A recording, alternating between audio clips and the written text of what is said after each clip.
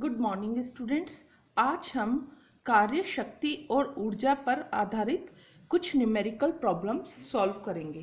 Question first है, 25 kilometre per hour की गति से चल रही एक मोटर गाड़ी को ब्रेक लगाकर 15 मीटर की दूरी में विश्राम अवस्था में लाया जाता है।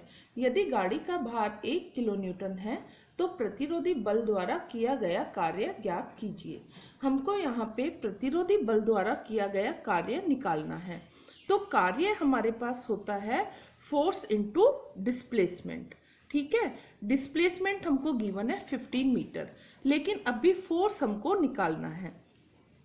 तो फोर्स निकालने के लिए हम कौन सा फॉर्मूला लगाएंगे? गति के लिए मैंने आपको पहले के चैप्टर्स में भी समझाया था। फोर्स होता है मास इनटू एक्सेलरेशन। तो मास हमारे पास कितना है? भार दे रखा है हमको 1 किलो न्यूटन, तो मास कितना हो जाएगा? W/g। अब हमको एक्सेलरेशन निकालना है। तो एक्सेलरेशन के लिए यहाँ पे 25 किलोमीटर पर आवर की गति से चल रही एक मोटर गाड़ी को ब्रेक लगा के 15 मीटर की दूरी में विश्राम अवस्था में लाया जाता है। तो इनिशियल वेलोसिटी कितनी है? 25 किलोमीटर पर आवर, और फाइनल वेलोसिटी, क्योंकि विश्राम अवस्था में आ गई है गाड़ी, तो फाइनल वेलोसिटी 0। इनिशियल वेलोसिटी हमको किलोमीटर पर आवर में गिवन है 25 किलोमीटर पर आवर। इसको मीटर पर सेकंड में कन्वर्ट कर लेंगे 1000/3600 से मल्टीप्लाई करके, तो इसका वैल्यू आएगा 6.94 मीटर पर सेकेंड। तो जब हम इसको गति के समीकरण में रखेंगे v² = u² - 2as, तो a की जो वैल्यू है, एक्सेलरेशन की वैल्यू आएगी 1.6 मीटर पर सेकेंड। तो अब हमारे पास a की वैल्यू आ गई, तो फोर्स हो जाएगा द्रव्यमान इंटू त्वरण। द्रव्यमान हो जाएगा वेट अपॉन g, और वेट कितना है? 1 kilo Newton 1000, g 9.8 into acceleration कितना निकाला हमने गति के समीकरण से? 1.6, तो फोर्स हो जाएगा 163.26 न्यूटन। अब हमने फोर्स कैलकुलेट कर लिया है। विस्थापन s है, 15 मीटर है, तो वर्क डन कितना हो जाएगा? फोर्स इंटू विस्थापन 163.26 इंटू 15 = 2448.9 जूल। तो इस तरह से हम जो है वर्क डन निकाल सकते हैं। अब एक स्प्रिंग के लिए एप्लीकेशन देखिए कि एक स्प्रिंग का कड़ापन मतलब स्टिफनेस 20 न्यूटन पर सेंटीमीटर है। इस स्प्रिंग को 5 सेंटीमीटर खींचने के लिए किया गया कार्य ज्ञात कीजिए। हमको कार्य निकालना है। कार्य वही फोर्स इंटू डिस्प्लेसमेंट। ठीक है, डिस्प्लेसमेंट कितना? 5 सेंटीमीटर, लेकिन अभी हमको बल नहीं पता, तो बल के लिए हमको स्टिफनेस दे रखी है 20 न्यूटन पर सेंटीमीटर। स्टिफनेस होती है स्प्रिंग की कि स्प्रिंग को प्रति एकांक लंबाई में खींचने के लिए आवश्यक बल को स्प्रिंग का कड़ापन कहते हैं। एक लंबाई खींचने के लिए जो बल हमको रिक्वायर्ड है, यहाँ हमने कितनी खींची है? 5 सेंटीमीटर। तो कितना बल लगा 5 सेंटीमीटर खींचने के लिए? 20 × 5, क्योंकि 20 न्यूटन पर सेंटीमीटर स्टिफनेस है, तो बल 20 × 5 100 न्यूटन। यहाँ वेरिंग फोर्स का हम एप्लीकेशन लगाएंगे, तो एवरेज फोर्स आएगा 0 + 100 / 2 = 50 न्यूटन। ठीक है, तो जो है हमने यहाँ पे फोर्स निकाल लिया, एवरेज फोर्स। तो किया गया कार्य कितना हो गया?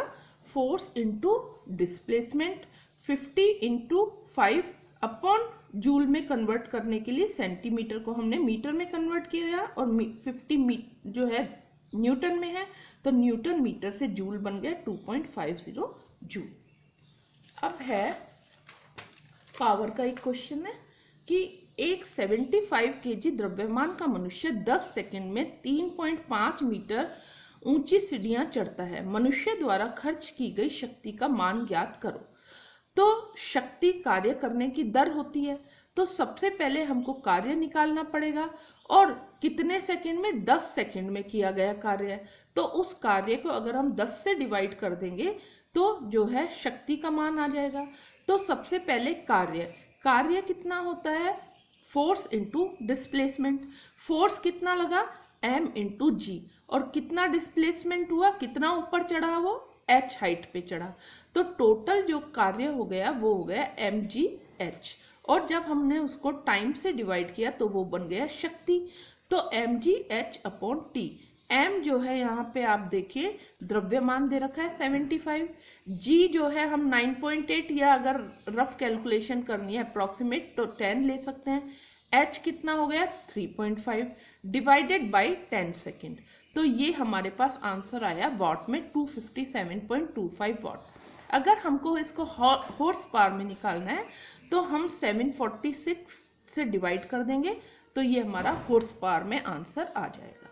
इसी तरह हम एक एनर्जी की भी प्रॉब्लम ले लेते हैं कि एक 100 kg द्रव्यमान की वस्तु को 42 मीटर पर सेकंड के वेग से ऊर्ध्वाधर ऊपर की ओर फेंका गया।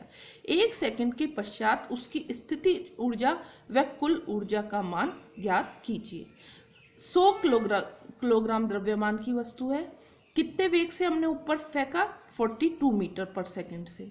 1 सेकंड के पश्चात हमको उसकी स्थिति निकालनी पड़ेगी कि 1 सेकंड के पश्चात उसकी क्या स्थिति है और उस वक्त उसमें कितना मोशन है। तो स्थिति और मोशन के कारण जो भी उसकी ऊर्जा आएगी उनको हम सम कर देंगे, क्योंकि गतिज ऊर्जा जो है मोशन के कारण है और स्थिति ऊर्जा उसमें स्थिति के कारण है।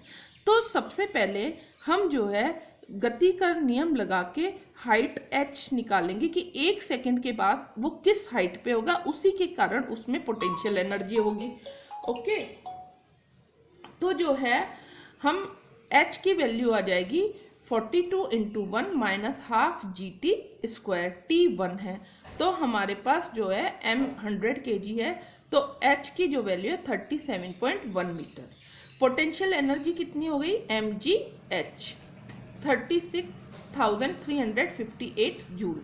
अब इसकी वेलोसिटी कितनी है हमारे पास 1 सेकंड के बाद, वो हम निकालेंगे कि v is equal to u minus g t. Initial velocity है, g गिवन है 1 सेकंड के बाद, उसमें जो है कितनी वेलोसिटी आई 32.2।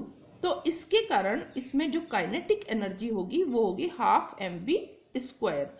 तो ये हमारे पास हो गया 542.5। तो टोटल एनर्जी, पोटेंशियल एनर्जी और अगर हम काइनेटिक एनर्जी का सम कर देंगे तो हमारे पास टोटल जो एनर्जी है वो जूल में आ जाएगी।